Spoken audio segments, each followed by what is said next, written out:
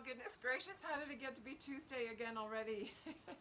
Here we are live, and for the love of dragons, Araya Onra here, Dragon Lady, Dragon Guide, whatever you want to call me. I am the one who hosts this group and brings all the information to you and the tools to help you wake up to the dragon experiences you're having, to help understand them, to help have more of them, and a closer connection with your guides, your dragon self, if that is an aspect of you. And so here we are today. I had some very interesting insights come in this morning, and most often I don't know what I'm really talking about on the live until a few minutes before, or something happens that morning, or a question comes in. And I was in my own meditation this morning, and when I was about done, it was very interesting how the subject matter came about, because I have a dog who is a mixed mutt, born from a Chihuahua, but he's 45 pounds and looks like a Portuguese sheepdog. So this beautiful soul named Fred is a super challenge, and he's almost, he's almost 3.5. So he's growing out of some things, but when I had to have some training done with him early on in his life, I had a great trainer who took him for a week, and then let me know. He said, you know, do you know anything about the birth story of Fred? Because I don't think he either had a mom or he was weaned very, very early. And he was born at the shelter. All I knew was that it was a Chihuahua mom. And so as a result, I believe, knowing now how big he is, she must have passed during the birthing. I'm not sure. But it made sense that when he said, you know, I don't think she was around, because what puppies get is an impulse control training from their moms when they are moving around. And it's funny, as I'm talking about this, I'm actually seeing dragons getting a little bit of, not quite the same, not to the same degree, but guidance from the mom of moving about, and how when a puppy has an impulse that he acts on, then mama nips in the neck to teach impulse control, to keep him from just bounding after every rabbit or every cat or every bird, or barking at every single thing, and that it helps curb that natural instinct to just go, go, go, go. And so Fred is a go kind of dog. And it's been a very interesting journey with him, because there's not many training mechanisms that work with him. There's really no curbing that impulse. In many of my lives, you've probably heard him in the background. I love him to death. He's a big, big love, huge, huge heart. And what I realized this morning, and it's funny how we have a lot of things around us that give us insight. We might even be aware of certain things about, you know, emotional healing or processing, or different things and how they reflect our reality back to us that is trying to show us something. How when we're in relationships with other people, in whatever dynamic, that, you know, the clerk at the grocery store with a certain comment or a way of reacting, they're mirroring something back to us. And so when we get triggered, it's a way to look deeper. Where do I go deeper with this? What is this within me? Because I shouldn't have any trigger to anything, right? So knowing that and being here a guide, master, teacher, I've long questioned, like, why is this dog, you know, why is this aspect of this dog in my life? What is this showing me? And for most of us, there's an awareness that our dogs come in as teachers. They come in and they start mirroring us directly. So I have 2 dogs. They have very distinct characteristics, but I can see myself in both of them. And when I realized this morning, I thought, oh my goodness, he has been here to give me the greatest lesson in moving into freedom that I've not seen yet. I've been struggling with his lack of impulse control. I've been trying to train him out of it. And I finally had this beautiful, because I've got this beautiful heart wisdom energy moving in. And this is where we're at in a phase of, as we move into union, and as our dragon guides and ourselves, we're trying to get closer to that and move into a state of union within, where it's not just about our inner masculine feminine. We are merging all aspects of ourselves. That means through all timelines. That means through all dimensional aspects, that we are coming into this place. And the merge is also on the level of coming from a dualistic, linear, polarized wisdom power play, where we've been in lifetimes about wisdom, or we've been in lifetimes about power, being abused by it, abusing it, whatever, using it to control. So we're now in this phase, as we move through the doorway into the quantum field, into the new earth, that these two centers come into the heart, that we move our power through love, we move our wisdom through love. So I like the term heart wisdom for that. And what's beautiful is I actually had a client request a Sophia Heart Wisdom Andara. And when she did that, I was able to get a hold of two of them, the one that's specifically for her and another, and I had them made into dragon pendants. And they arrived last Saturday. And so I know that the shift energetically in my home, in my journey, has been because these Andaran dragons have showed up and are very present, and they're bringing new insight and awareness for me on that journey into deep heart wisdom and waking up other pieces for me of awareness. And so this was one this morning. And I'm just going to show this because these Andarans are so powerful. I've talked about the Andaran dragons. If you haven't seen that live, go back to the YouTube channel, Invoke Healing International, look for the dragon playlist. And it was in the last few weeks that there was a piece about the Andaran dragons. And this one is this beautiful Sophia Heart Wisdom. It's a soft pink, gentle, and I know I got the second one because I knew there was someone out here that it was for. That's how I just always feel like, yep, that one needs to come because I can find its owner. And so this one is this just the subtlest, the pictures don't do justice in even holding it up. It is the subtlest pink. It's so soft, but the power within it is so potent, and just this, it's been in my house for like 4 days now, and I can feel this pull, this big movement into more and more trust and more heart wisdom, really anchoring that in. And so I think that's why this realization finally came this morning in sitting with Fred. And of course I'm meditating, and he wants to climb up on me and just love because he can feel the energy, and he wants to be held and he wants to be loved and just embraced because he didn't get that from his mom. But I finally recognized that he's here to teach me about living on your impulses, living spontaneously. And I went boom, boom, boom. Oh my goodness, this is what I keep talking about, true freedom, living spontaneously, living from the heart. Well, if we merge into our heart wisdom and we're really anchoring in that place in the heart, we know exactly what we want to be doing in every moment.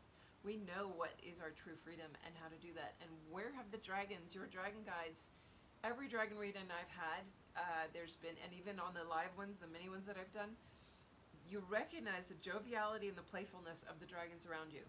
That they're very playful, they're very bouncy for the most part. They can come in and be like almost imposing, but at the same time they're very jovial, and they're always uplifted in this energetic of its might with joy, deep heart joy.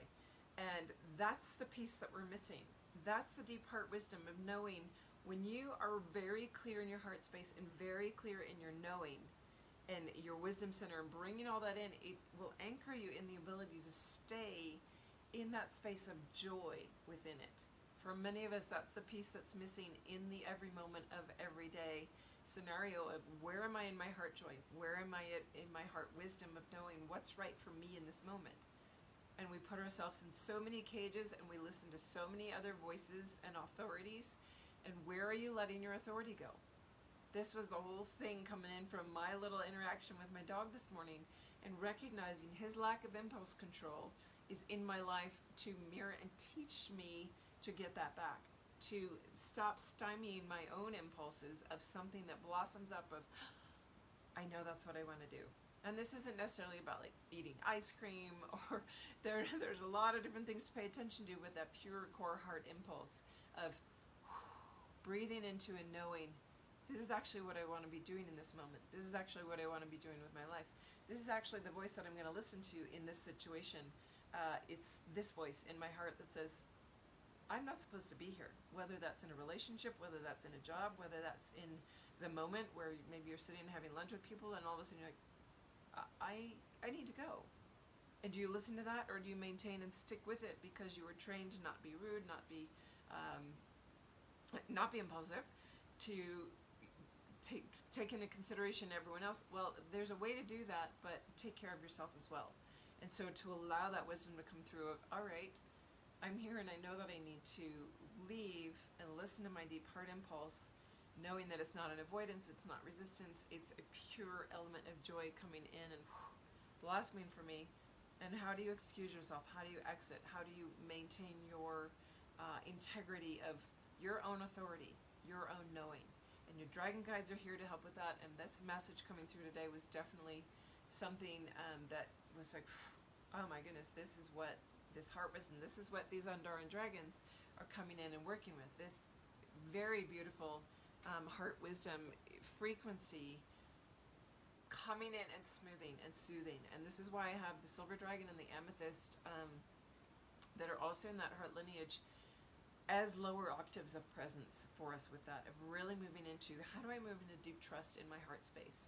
And there may be layers and layers and layers to move through that. Because not only do we have to start trusting very gently others, how deeply do you trust others? And then, more importantly, how deeply do you trust yourself? Because everything that I keep being shown about moving into the new earth, into the quantum field, the full 5 consciousness, or 5D consciousness, is pure trust in both yourself and everything around you. Because when we move into transparence, deep heart trust within self, we trust everyone else with that, and we allow ourselves to step fully into the embodied network that the quantum field is, that you can't hide anything within. It's fully transparent. It allows you to be transparent, to live transparently, but also to live and have that reflected back to you through others that are transparent, so that there's trust and bond built and true community built, which brings harmony.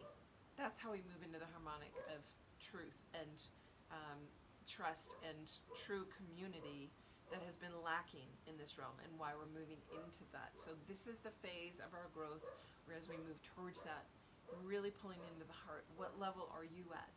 Which dragons are around that can help you? So anything within that water lineage. So if you refer back to your books, if you have them, dragonwithin.com. If you don't, that's that guidebook. And looking up that lineage. Do I need to work with the water dragon, the crystal dragon, the silver dragon, Mayor Khan from Sirius? Do we hold in, dropping down into the deeper Middle Earth and Deep Earth dragons with the amethyst, and holding, maybe all the way up to pulling in an Andaran to hold a very high frequency to guide us forward, that we want that ultimate guidance out in front of us to pull in the highest we can right now. So I know it's a different little piece today, a different way than I maybe normally present, and how it ties into the dragons. But if we look at that, if a dragon can't be present with you, and sometimes they do come through our cats, I have had 1 or 2 clients that I've tuned in on their dogs, and there was actually dragon presence and connection through their dog. Someone told me once, and I'm still feeling into the truth of this, that all dogs are actually Arcturian beings, using that as their modus to connect and help raise the frequency of humanity. I'm going to let you guys sit with that and feel the truth of it for yourself, but I do know that Arcturian energies are very present, and that my dog in particular was showing me that piece, and it's been around me for the 3 years that I've had him, and it's only now that I'm able to see and recognize the piece that he's been trying to show me, even though I've been talking about other pieces of how do we step out of the expectations, how do we step out of someone else's authority and voice, how do we get into true autonomy, true self-authority, true living in our own heart wisdom, in that spontaneity. And it's been right in front of me of, this is what I'm doing here, Mom. This is what I'm doing here, Mom. I want to show you this. And I know that you have dragon guides around you. You might have doggy animals or friends that are trying to do the same thing. So look around you for the mirrors. Allow them to show up and show you that reflection of the piece that's missing for you on your journey. And whatever level of heart transmission or heart opening to more trust you are in right now, that it will open to the next piece. All right. So just wishing you guys a great week. If you need tools, if you need insights, 20-minute discovery calls, lots of guided meditations. There are some beautiful meditations with the crystal dragon and the water dragon on the site under guided meditations tab on dragonwithin.com. If you need assistance to get there, maybe you are trying to meditate with them and it's not working on your own, use some of the guided meditations, even just one, to help open that doorway. And I know that every time someone does those meditations, it's not a one-off deal. You can listen to it multiple times in a week, and then you can listen to it again every 3 weeks or every couple of months, and always go back and get another layer. That's the beauty of working with the dragons. So wishing you guys a beautiful week. I'm here if you need me. Email questions. If you want to be on the list for the next book club, If you're interested in knowing more about the next Dragonheart program, it's going to be really guided towards Dragon Riders next year if the program goes off. We're still waiting to see everything unfold, but here if you need me. These are the tools. I'm here to give you guys tools for your journey of expansion, getting us all over to that quantum field, into the new Earth consciousness, and the doors are open, guys. It's available, so we now need to push and move into it readily. Do your discipline. Get yourself there. Find the pieces that are around you. Where can you go deeper? All right. Much love to everybody. I'll see you next Tuesday. Have a fabulous, fabulous week. Bye-bye.